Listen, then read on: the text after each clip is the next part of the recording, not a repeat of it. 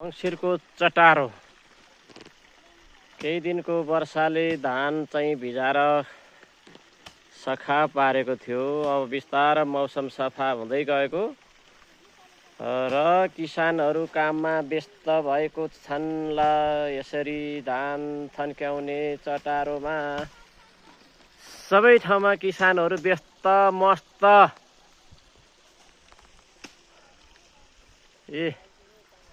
ल यहाँ एकजना दाजु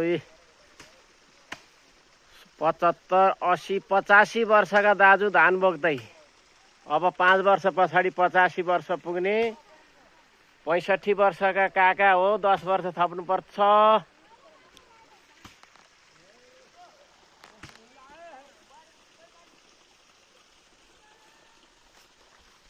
यस्तो छ हाम्रो त यो टारी खेतमै अब काम गर्ने मान्छे खासै पाइँदैन। घरै पछि एकै गरामा मेलो लागेको छ। यसरी अब धान चाहिँ यहाँ प्रत्येकको 20 देखि 30 मुरी फल्छ। यस्तै खेत भए पनि अब सामान्य धान थन्क्याउनेले पनि 20 देखि 25 मुरी धान चाहिँ यो मैले देखाएको ठाउँबाट थन्काएको छ। धेरै ठुलो फाँड छ यो। यहाँ चाहिँ हाम्रो पुर्खा बराठे भन्नेले यो खेतमा कुलो ल्याउनको लागि एक बिहानमा कुलो खनेर ल्याएको। यो चाहिँ एउटा गतिलो रेकर्ड छ। यो देखाएको सबै एरिया भनेको चाहिँ हामीले चाहिँ जयस्थिति मल्लको पालामा वीरता पाएको। जयस्थिति मल्लको पालामा बाणारसीले वीरता पाएको हो। यो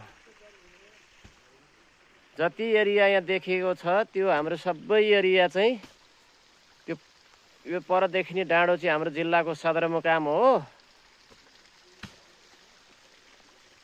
ल हेर्नुहोस् धान यस्तो किसिमको धान फल्छ यहाँ। यो हाइब्रिड शङ्कर भन्ने धान हो। यो एरिया सबै त्यही हो। ल व्यस्त मस्त मौसम सफा भएपछि किसानहरूको मन पनि खुसी भएको छ। सबैजना चाहिँ आफ्नो काममा व्यस्त मस्त छन्।